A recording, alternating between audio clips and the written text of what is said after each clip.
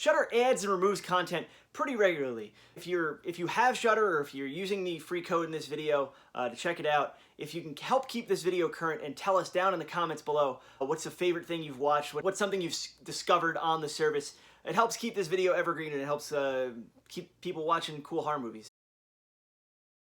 Hello, I'm Adam Cesare. This is Project Black T-shirt, the channel where we talk about a horror movie or horror movies and then pair it with a book recommendation that you may enjoy if you like those movies. Be sure to subscribe and check out my other videos if you want to see more pairings like this. So I've mentioned Shudder on the channel before. I've talked at length about is the service worth it or not. I listed a bunch of slasher movies that I thought were pretty good on Shudder. But the one thing that Shudder does really well, and that I want to explore in this video, is they acquire exclusives. They're pretty diligent in going to film festivals and making deals in order to secure the exclusive streaming rights to movies. And I've talked about a bunch of those before. I've talked about Revenge in its own video. I talked about Mandy. I talked about Cold Hell, which is a really cool slasher kind of action revenger. Spookers and Better Watch Out. I talked about them all in other videos, and I'll put links or a playlist together and share that. But I'm not going to be talking about movies that I've already talked about on the channel. The people at Shudder are fans of this channel, do watch this channel, which is really cool.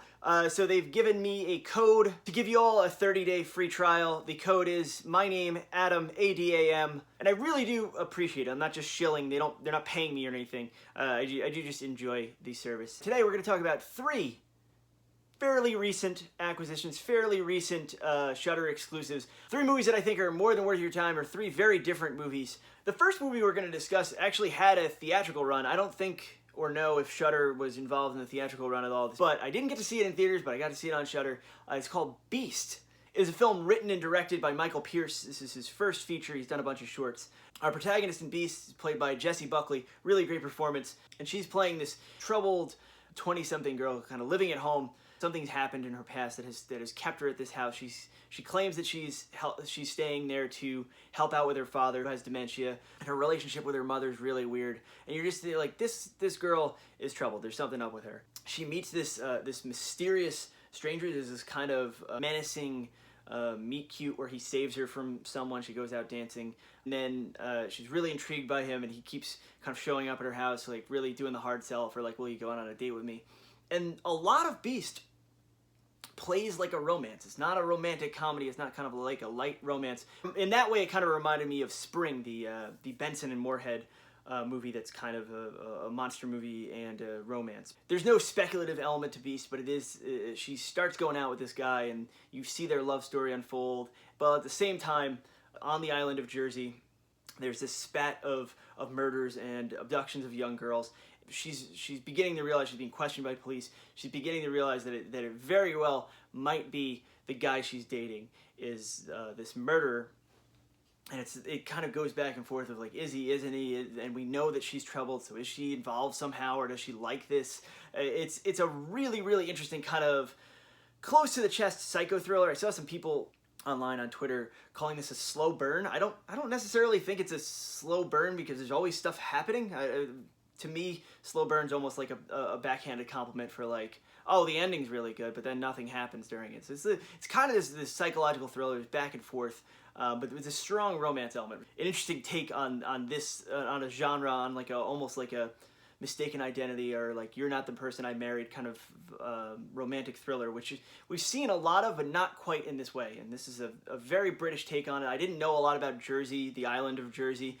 I actually looked it up after watching the movie because I was like, this is a beautiful place, and it seems very, the culture of it seems very singular, the kind of tourist culture.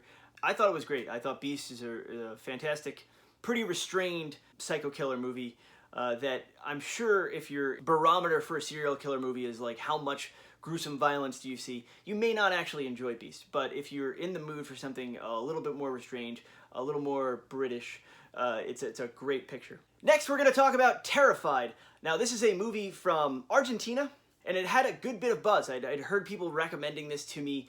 I saw that it was kind of like a ghost story, kind of jump scare fest, haunted house thing, and those usually aren't my favorite types of movies. This is directed by Demian Rugna. I hope I'm saying that right. Argentinian director. He's made a bunch of short films, one other feature. I was wrong to not want to check this out. I put it on, and it begins, like, the first 20 minutes are basically almost no plot. It's just the setup, punchline, ghost gags, like a million different ways. It feels very James Wan, feels very Insidious or The Conjuring. There is a really good sense of geography, and the jump scares are not cheap. They're really creepy. The ghosts themselves aren't regular old people. There's no sallow Victorian children. They are very exaggerated and very kind of creepy, and I really, really like that. So that's the first 20 minutes, and then we realize that we've seen kind of hauntings or supernatural occurrences happening on these 3 houses that are all kind of right next to each other. There's just one block in Argentina.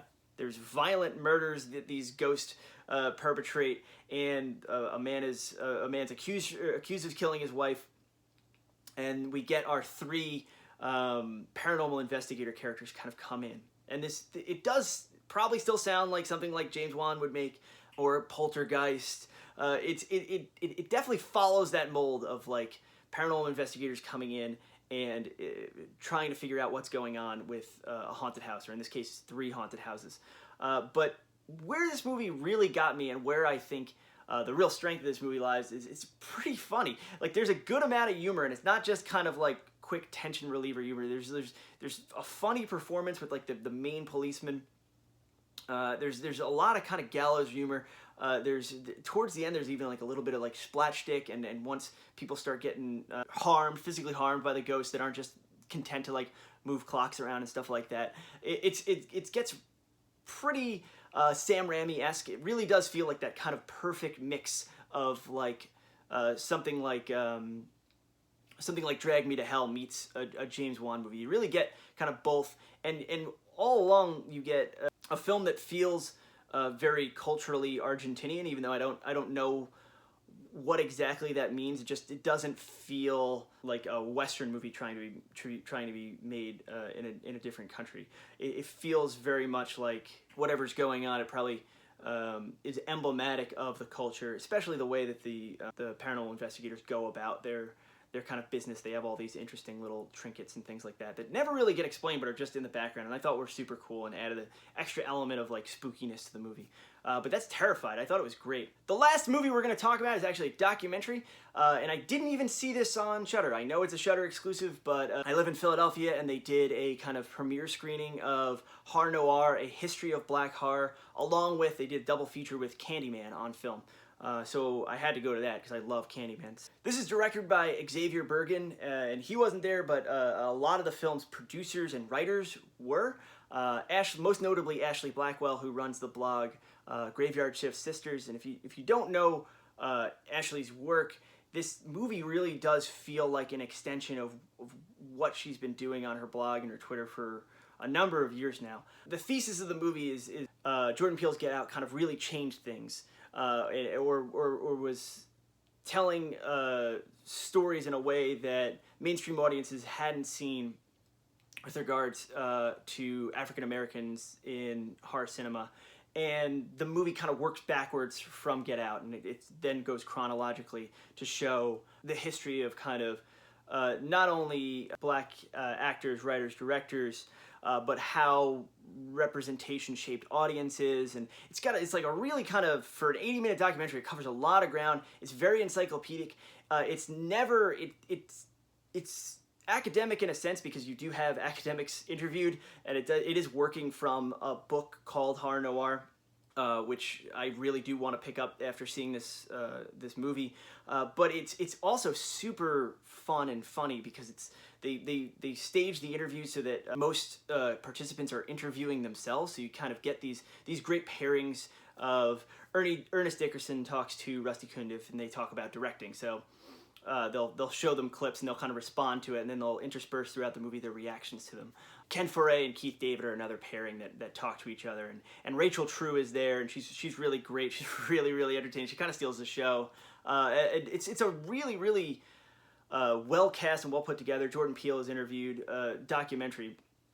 And then my problem with a lot of kind of feature-length documentaries about horror is they usually end up, there's a lot of great ones, don't get me wrong, but in the current day and age where they're kind of relegated to being like DVD special features, that's what they always kind of feel like. They always are like 3 interviews loosely connected, and people are just, if you're talking about a specific movie, which is a lot of what these documentaries are, they're 90 minutes of people talking about one film or one experience.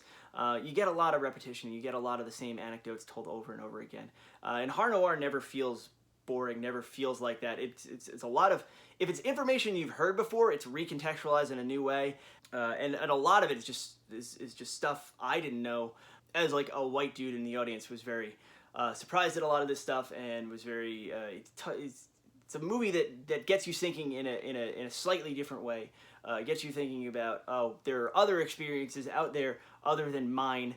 It's really, really interesting, and it's a good kind of view of cinema as a whole, and this string of cinema that's been running parallel with kind of mainstream horror cinema. This week's book recommendation, something a little bit different. I don't normally talk about comic books. I don't normally talk about graphic novels, but this fits in a lot of different ways. So this is Bubba ho-tep and the Cosmic Bloodsuckers. This is out from IDW. This is written by Josh Jakuba, and the artists on here are Tad Galusha and Horatio Dominguez. It is adapted from Joe Lansdale's prequel novella to Bubba ho-tep, the short story that became the film by Don Coscarelli.